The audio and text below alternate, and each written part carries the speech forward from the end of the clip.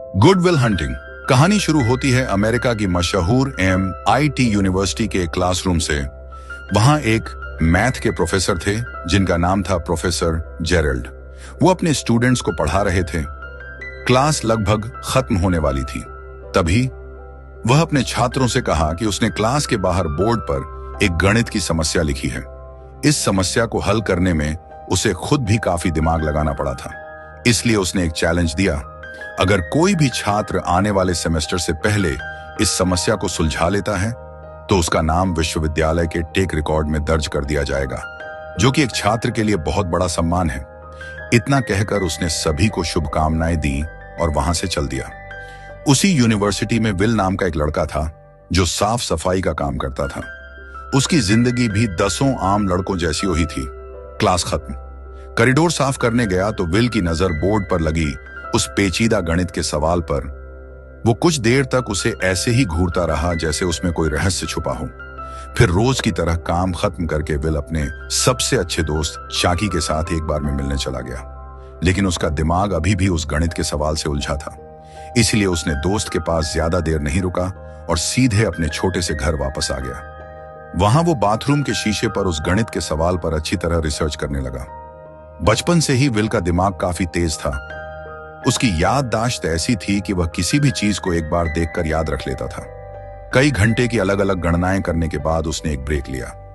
लेकिन जब तक समाधान नहीं मिल जाता उसे दिल को सुकून नहीं मिलता था। 2 दिन बाद की बात है, जब विल यूनिवर्सिटी का फ्लोर साफ कर रहा था तब आसपास किसी को न देखकर उसने चाक उठाया और उस बोर्ड पर उस गणित का हल लिखने लगा। अगले दिन क्लास में प्रोफेसर जेराल्ड के पास कुछ स्टूडेंट्स आए और उनसे पूछा, सर, ये जीनियस कौन है जिसने आपके दिए गए प्रॉब्लम का हल कर दिया? यह सुनकर प्रोफेसर हैरान रह गए और तुरंत ब्लैक बोर्ड की तरफ दौड़े।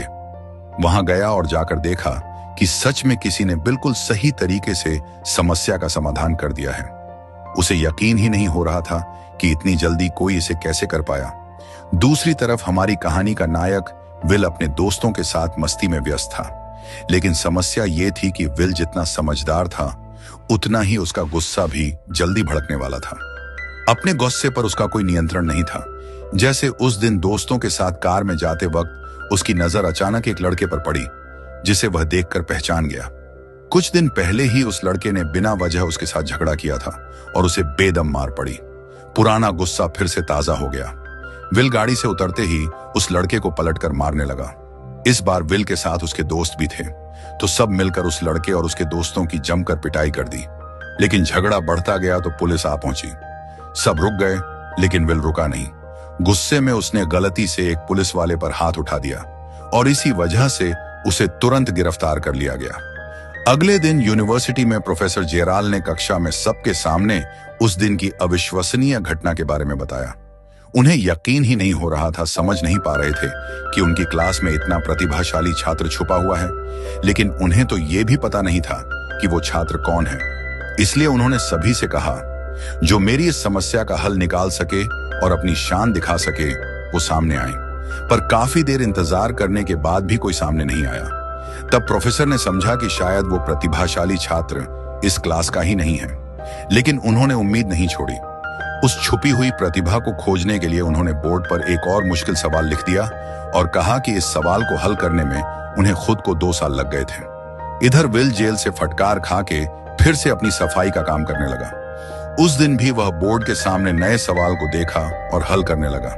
लेकिन तभी प्रोफेसर जेरल्ड अपने एक साथी के साथ क्लास से बाहर निकल रहे थे। उन्होंने देखा कि यूनिवर्सिटी का एक मामूली क्लीनर उनके बोर्ड पर कुछ बेकार की बातें लिख रहा है। ये देख प्रोफेसर नाराज हो गए और विल को डांटते हुए वहां से भगा दिया। पर जब विल चले गया तो प्रोफेसर ने बोर्ड पर जो लिखा था देखने के लिए जब देखा तब उनका दिमाग लगभग फटने वाला था। हल करने में उसे 2 साल लगे थे। लेकिन ये लड़का कुछ मिनटों में एक आसान नियम बना के समाधान निकाल गया। उसने विल को आसपास ढूंढा, लेकिन तब तक विल अपने दोस्तों के साथ बात करने बाहर निकल चुका था। उस रात बार में विल का दोस्त चाकी एक लड़की के साथ फ्लर्ट कर रहा था। वो भारी भरकम झूठ बोल रहा था कि वे दोनों एक ही क्लास में पढ़ते हैं। जब लड़की ने उससे क्लास के बारे में पूछा तो उसने कहा कि उसने उसे हिस्ट्री क्लास में देखा है। तभी लड़की के साथ खड़ा एक लड़का आकर चाकी से इतिहास के बारे में एक के बाद एक मुश्किल सवाल करने लगा। बेचारा चाकी तो वहीं फंस गया।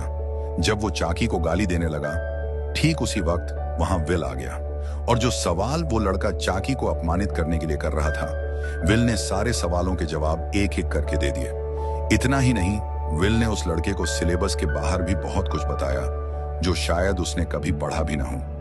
विल की बात एकदम सीधी थी। तुम लोग लाखों रुपए खर्च करके जो ज्ञान हासिल कर रहे हो, वो मैं एक लाइब्रेरी में बैठकर सिर्फ $1.5 देकर पा गया। लड़का ज्यादा कुछ बोले बिना वहां से निकल गया। इस घटना से लड़की विल से बहुत प्रभावित हुई। लड़की का नाम स्काइलर था। वो विल से मिलने आई थी और अपने दोस्त के व्यवहार के लिए माफी मांगी। थोड़ी बातचीत के बाद स्काइलर ने अपना फोन नंबर विल को दिया और कहा कि फिर मिलेंगे। दूसरी तरफ प्रोफेसर जेराल्ड विल को ढूंढते ढूंढते पता लगा कि वो कानूनी मुसीबत में फंस गया है और कोर्ट में उसका केस होने वाला है। क्योंकि विल ने पुलिस पर हाथ उठाया था, इसलिए उसकी सजा लगभग पक्की थी। प्रोफेसर सही समय पर कोर्ट पहुंच गए। विल खुद अपने केस की लड़ाई लड़ रहा था, लेकिन इस बार वह सफल नहीं हुआ। रिकॉर्ड की वजह से और पुलिस पर हाथ उठाने के कारण अदालत ने उसे हिरासत में लेने का फैसला किया। अगर वो $50,000 जुर्माना नहीं देगा या उसका कोई जान पहचान वाला जमानतदार नहीं बनेगा तो उसे जेल भेजने का फैसला हो जाएगा। कुछ ही देर बाद प्रोफेसर जेराल्ड जेल में उससे मिलने आए। उन्होंने विल को एक प्रस्ताव दिया। कहा कि वो अदालत से कहेंगे कि अगर वह थेरेपी और जॉब काउंसलिंग लेने को तैयार हो तो अदालत उसे सजा देने के बजाय प्रोफेसर की देखरेख में रिहा कर दे।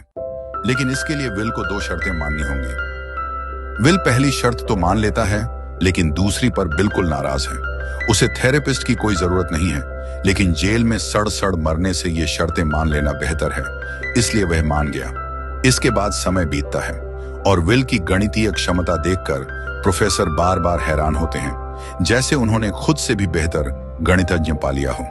लेकिन दूसरी शर्त, जब भी कोई थेरेपिस्ट को लाया जाता है, विल उनके साथ बहुत बुरा व्यवहार करता है। अपनी चतुराई से वो थेरेपिस्ट्स को परेशान कर देता है, किसी की बेइज्जती करता है तो किसी के साथ अजीब तरह से पेश आता है और इस तरह सबको दूर कर देता है। बार बार असफल होने के बाद प्रोफेसर जेराल्ड अब अपने पुराने दोस्त सन के पास गए। सन खुद भी एक माहिर थेरेपिस्ट और मनोविज्ञान के प्रोफेसर हैं। प्रोफेसर जेराल्ड ने उन्हें विल के बारे में सब कुछ खोलकर बताया और विनती की कि सन विल की मदद करें। काफी मनाने के बाद सन मान गए। पहली सेशन में विल हमेशा की तरह सन के साथ बदतमीजी शुरू कर दिया। वह सन की लिखी किताब और उसकी एक पेंटिंग देखकर उसने उसके निजी जिंदगी, विशेषकर उसकी मृत पत्नी के बारे में आपत्तिजनक बातें करना शुरू कर दिया। उसने कहा कि सन ने जरूर अपनी जिंदगी में बहुत ही परेशान करने वाली इंसान से शादी की थी। यह सुनकर सन अपने आप को रोक नहीं पाया।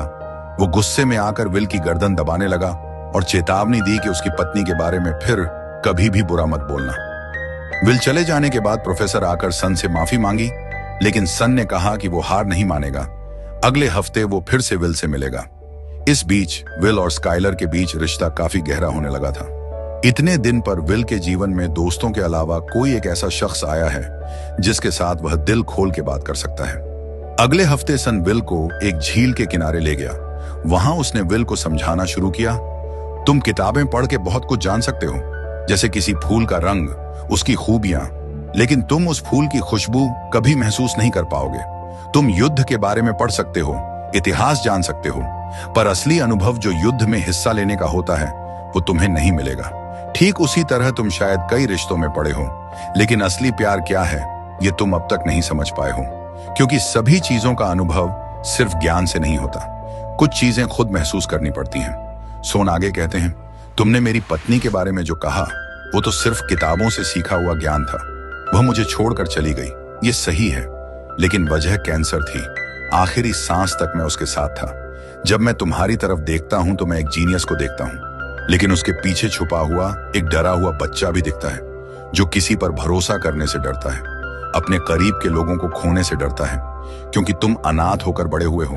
वो दर्द सिर्फ तुम ही समझ सकते हो, कोई किताब पढ़कर कभी नहीं समझ पाएगी। ये बातें सोन ने कही हैं। विल के दिल पर गहराई से असर हुआ। उस दिन पहली बार विल बिना कोई जवाब दिए चुपचाप सब सुनता रहा। उसके अंदर धीरे धीरे बदलाव आने लगा। उसके बाद से स्तन के साथ उसकी एक दोस्ताना रिश्ता बन गया। वे घंटों तक साथ में बातें करते रहते। विल पहली बार स्तन को अपनी निजी जिंदगी के बारे में बताने लगा। उसने बताया कि उसे स्काइलर पसंद है, लेकिन उसे प्यार में बदलने की बात बोलने से डर लगता है, क्योंकि उसे लगता है अगर वे बहुत करीब आ गए तो एक दूसरे के कई राज जान जाएंगे और रिश्ता खराब हो जाएगा। ये सुनकर वह उसे अपनी पत्नी की एक मजेदार आदत के बारे में बताता है। उसकी पत्नी जब टेंशन में होती है तो नींद में ही चिल्ला देती है।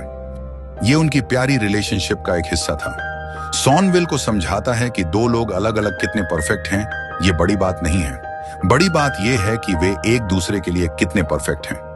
ये बातें विल के दिल में बस जाती हैं। उसी दिन वह स्काइलर से मिलता है और उनके रिश्ते को एक कदम आगे बढ़ाता है। उनका रिश्ता और गहरा होने लगता है। विल स्काइलर को अपने दोस्तों से भी मिलवाता है, लेकिन जब भी स्काइलर उसके परिवार के बारे में जानना चाहता है, विल झूठ बोलकर बच निकलता है। इस बीच प्रोफेसर जेराल्ड चाहते हैं कि विल अपनी समझदारी का सही इस्तेमाल करके किसी अच्छी नौकरी में लग जाए। प्रोफेसर विल के लिए बड़े चमकदार जगह से नौकरी का ऑफर लेकर आते हैं, लेकिन सन सोचते हैं कि विल पर कोई दबाव डालना सही नहीं होगा।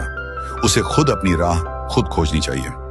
प्रोफेसर के दबाव में आकर विल को एक इंटरव्यू में जाना पड़ता है, लेकिन वो अपनी जगह अपने दोस्त चौकी को भेज देता है। चौकी वहां जाकर अलहदा ही व्यवहार करता है, लेकिन विल की प्रतिभा को देखते हुए उन्हें $85,000 मांग की नौकरी का ऑफर मिल जाता है, जो चौकी इसलिए वापस कर देता है क्योंकि विल किसी के अधीन काम करना नहीं चाहता। एक दिन स्काइलर विल को बताती है कि फाइनल परीक्षा के बाद उसे कैलिफोर्निया जाना होगा पढ़ाई के लिए। वह विल से गुजारिश करती है कि वह भी उसके साथ वहां बस जाए, और यहीं पर विल का पुराना डर फिर से जाग उठता है। उसे लगता है कि शायद स्काइलर भी एक दिन उसे छोड़कर चली जाएगी। गुस्से में आकर वह स्काइलर से कह देता है कि वो उसे प्यार नहीं करता और उनका रिश्ता यहीं खत्म हो गया। असल में विल स्काइलर को बहुत प्यार करता था, लेकिन बचपन से ही हर कोई उसे ठुकराता रहा, इसलिए वह इस कदर डर गया कि कोई उसे छोड़ ना दे। इस घटना के बाद विल मानसिक तौर पर टूट जाता है। वह प्रोफेसर जेराल्ड से भी झगड़ बैठता है। प्रोफेसर ने उसे सालों से फंसे हुए एक मुश्किल गणित के सवाल को सुलझाने दिया था, जिसे विल आराम से खेल खेल में हल कर चुका था। लेकिन जब प्रोफेसर उससे उसके भविष्य के बारे में बात करता है, तो गुस्से में विल उस हल किए हुए कागज को ही आग लगा देता है। फिर विल सब कुछ छोड़कर अपने दोस्तों के साथ एक निर्माण स्थल पर काम करने लग जाता है। एक दिन उसके सबसे करीबी दोस्त चाकी उससे कहते हैं, जानता है, आज से 20 साल बाद मैं खुद को यहीं देखेंगे। इसमें मुझे कोई अफसोस नहीं है, लेकिन अगर तुम्हें भी यहां मेरे साथ पढ़ा हुआ देख लूं, तो वही मेरी जिंदगी का सबसे बड़ा अफसोस होगा। रब ने जो ज्ञान तुम्हें दिया है, उसे यूं बर्बाद मत करो। जो कुछ तुम्हारे पास है, उसे पाने के लिए हम अपनी जान भी दे सकते हैं। दोस्त की ये बातें विल के दिल को गहरा चोट पहुंचाती हैं। उसे समझ आता है कि वह अब तक गलत रास्ते पर चल रहा था। उस दिन वह फिर से सन के पास लौटता है और पहली बार अपने बचपन के दर्द और अपने सच्चे पिता के अत्याचार की बात करते हुए रो पड़ता है। सन उसे गले लगाता है और कहता है, ये तुम्हारा है, कोई गलती नहीं थी। ये बातें सुनकर विल के अंदर जमा सारी तकलीफें, गुस्सा और दिल टूटना जैसे एकदम साफ हो गए। उसके बाद विल खुद को पूरी तरह बदल लेता है। वो अपने पास आए नौकरी के ऑफर में से एक अच्छी नौकरी चुनता है और इंटरव्यू देने जाता है। कुछ ही दिन बाद उसका 21वां जन्मदिन आता है। उसके दोस्त सब मिलकर पैसों की कटौती करके उसे एक पुरानी गाड़ी ठीक करके गिफ्ट देते हैं। यही विल की जिंदगी का सबसे बड़ा तोहफा था। विल ने अपनी जिंदगी संभाल ली, नौकरी भी मिल गई, लेकिन फिर भी उसकी जिंदगी में एक खालीपन था, और उसी खालीपन को पूरा करने के लिए वह एक दिन निकाल पड़ा सन के लेटर बॉक्स में एक चिट्ठी छोड़ने, जिसमें लिखा था कि मुझे एक लड़की से मिलना है। और आप तो जानते ही हैं वो लड़की कौन थी। विल अपने दोस्तों को वो पुरानी कार देता है और कैलिफोर्निया की तरफ निकल पड़ता है, अपनी मोहब्बत स्काइलर के पास, क्योंकि अब उसे किसी को खोने का डर नहीं रहा। दूसरी तरफ जब विल के दोस्त उसे बुलाने उसके टूटे फूटे घर पर आते हैं, तो पाते हैं कि वहां कोई नहीं है। चाकी जैसा उसने हमेशा सोचा था वैसा ही हुआ। उसका दोस्त अब अपनी जिंदगी को एक नए अंदाज में जीने चला गया है। ये सब देखकर उसके चेहरे पर एक राहत भरी मुस्कान खिल उठती है। और ऐसे ही खत्म होती है हमारी आज की शानदार कहानी। विल अपने अतीत को पीछे छोड़कर अपनी मोहब्बत की तरफ दौड़ता है। आज के लिए बस इतना ही, विदा लेते हैं। अगली बार किसी और फिल्म की शानदार कहानी के साथ मुलाकात होगी। तब तक आप सब खैरियत से रहना, सेहतमंद रहना। और हाँ, सिनेमा की कहानियों के साथ जुड़े रहना। ये उम्मीद लेकर यहीं खत्म करते हैं। उम्मीद करते हैं कि ये कहानी आपको पसंद आई होगी। अगर पसंद आई है तो चैनल को जरूर सब्सक्राइब करें। आपके एक सब्सक्राइब से हमें हौसला मिलता है और हम आपके लिए और भी बेहतर कंटेंट बनाते हैं। तो अभी सब्सक्राइब करें और हमारी इस सफर में हमारा साथ दे। अल्लाह हाफिज।